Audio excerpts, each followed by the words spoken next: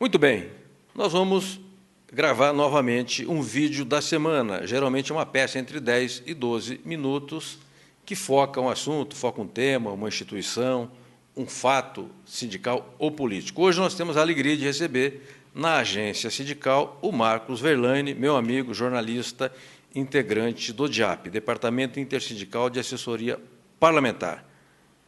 Marcos Verlaine, nós vivemos um período de democracia no Brasil, nós vivemos 8 anos no governo Lula de avanços sociais, 4 anos do primeiro governo Dilma também de avanço, e depois o Brasil desceu a ribanceira. Eu tenho cá comigo que o Brasil sofreu um golpe de Estado, que esse golpe de Estado ele vem se consolidando através de várias iniciativas do governo federal, do legislativo e também do judiciário, e a minha experiência indica que a situação vai piorar. Eu queria saber se você acha que esse diagnóstico é muito drástico. É drástico e, infelizmente, está correto. A gente está vivendo uma fase muito complicada, muito difícil do ponto de vista político. Para os trabalhadores, muito pior, porque os trabalhadores estão perdendo renda, as condições pioraram drasticamente. Há um redirecionamento do papel do Estado brasileiro nos 2 mandatos do Lula, no primeiro mandato da Dilma. Houve uma distensão social por conta de implantação de muitas políticas públicas que ajudaram no empoderamento daquela parcela da população mais pobre. Então, é um momento, além de drástico do ponto de vista político, muito complicado do ponto de vista econômico, porque as condições políticas estão levando a um estágio de reimplantação forte do neoliberalismo, do consenso de Washington, e isso, para os trabalhadores, será um grande prejuízo, porque haverá perdas incomensuráveis. Eu te pergunto, você acha que o conjunto das direções sindicais do Brasil tem noção exata do que aconteceu, do que está acontecendo e do que virá a acontecer? Infelizmente, há uma parcela do movimento sindical que ainda não percebeu que houve uma mudança drástica, não é uma mudança de nome, mas é uma mudança de orientação política e de orientação ideológica. O governo que aí está instalado tem o problema da ilegitimidade, mas é um governo que com base nos erros que o governo anterior cometeu, ele atuou e deu um golpe de mão para mudar o papel do Estado em relação ao povo brasileiro. Por exemplo, a PEC 241 significa retirar os trabalhadores e o povo brasileiro do orçamento da União. Então, evidentemente que essa nova orientação tem o objetivo de fazer caixa, acumular mais recursos para pagar a rolagem e a dívida pública brasileira. Então, é um redirecionamento do papel do Estado brasileiro, em que o povo sai de cena e voltam os grandes empresários, voltam com muito mais força, né? As políticas públicas diminuirão drasticamente, portanto, o país terá mais dificuldade. Nós vamos voltar à década de 90. A rigor, em síntese, é isso. E uma parcela do movimento sindical ainda não compreendeu que houve uma profunda mudança e nós vamos precisar mudar isso com muita luta, com muita unidade, com muita organização, com muito debate político. Para usar uma metáfora que todo mundo vai entender, é o Brasil contra a Alemanha 7-1.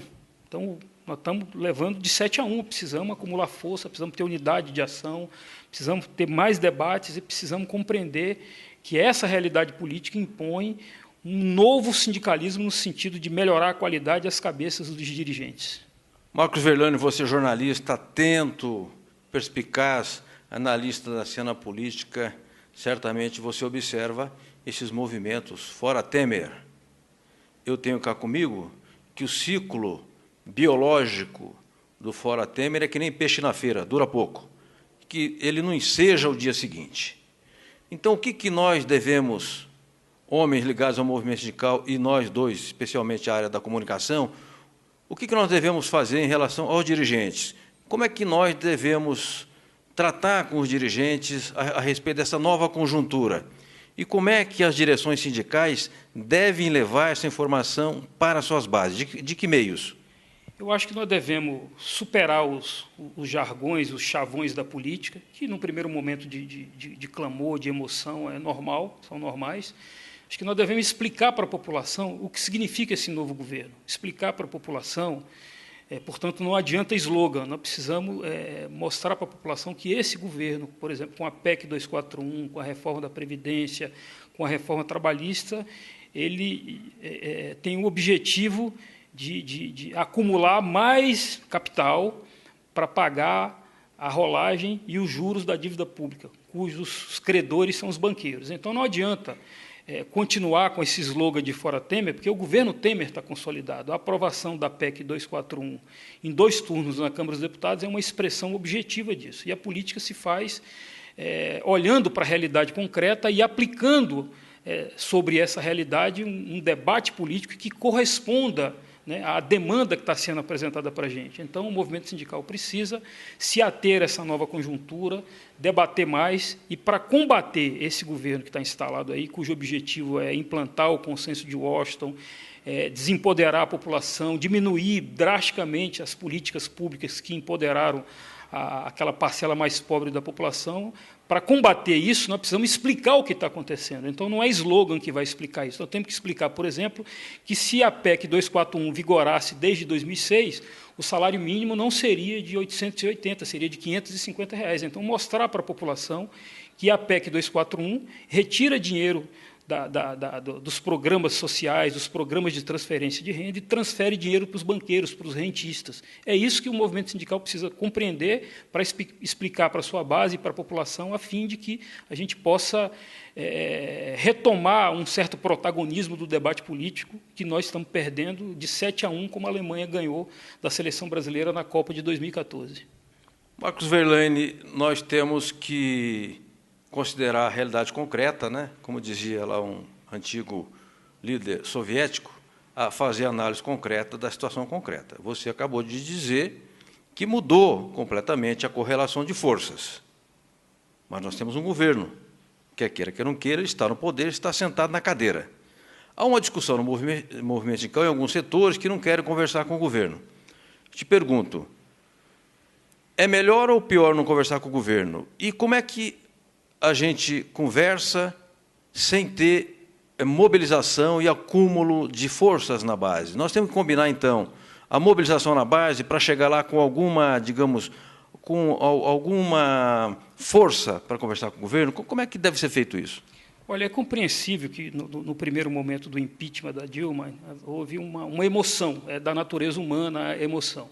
Passado o momento do impeachment, negar a existência de um governo que está consolidado é um grande equívoco político. Então, eu acho que as forças políticas de oposição ao governo e o movimento sindical precisam dialogar com o governo que está consolidado, que está legitimado, e a aprovação da PEC 241 é um exemplo objetivo disso. Então, não reconhecer que o governo Temer se consolidou com a aprovação em 2 turnos da PEC é um equívoco. Então, precisa dialogar com ele. Nós precisamos, nesse diálogo, ter planos, ter uma contraposição às propostas neoliberais do governo, propostas consistentes. Qual será a nossa proposta para o debate da reforma da Previdência? Qual será a nossa proposta ao debate da reforma trabalhista, que se articula em 2 aspectos, na terceirização da atividade fim, na regulamentação da terceirização da atividade fim e do negociado sobre o legislado?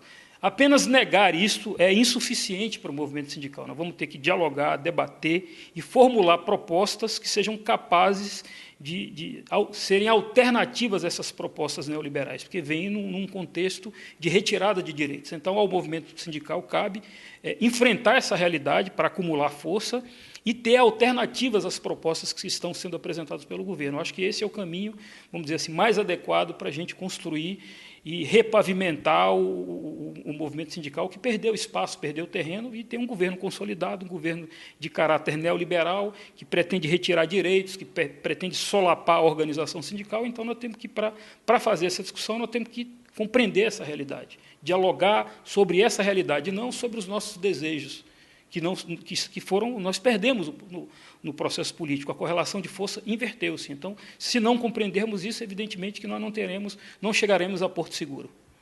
Eu quero agradecer muito o jornalista, palestrante, analista político Marcos Verlani, que integra o DIAP, Departamento Intersindical de Assessoria Parlamentar, instituição séria, consolidada, com crédito, moral, com qualidade política e técnica. E dizer a você, sindicalista, assessor sindical que nos acompanha, acesse o site do DIAP. Passe, como você lê a Folha de São Paulo todo dia, ou o Estadão, o Globo, passe a acompanhar também o DIAP, lá, o site, porque eles nos traz as informações a respeito das ações do governo, do executivo, especialmente do legislativo, dos projetos de lei que estão em tramitação na Câmara ou no Senado Federal. E eu vejo, às vezes, tem muita palestra por aí, e se leva a gente absolutamente fora do mundo sindical, do mundo do trabalho, para falar para dirigentes sindicais. Eu digo, puxa vida, tem o Antônio Augusto de Queiroz, o Toninho do DIAP, extraordinário quadro, né, político brasileiro, tem o Marcos Verlani, tem o André, vamos levar mais o DIAP para falar para o movimento sindical, para falar nos seminários, nas instâncias e fóruns de debate do sindicalismo. Ok? E até o próximo vídeo da semana. Um forte abraço.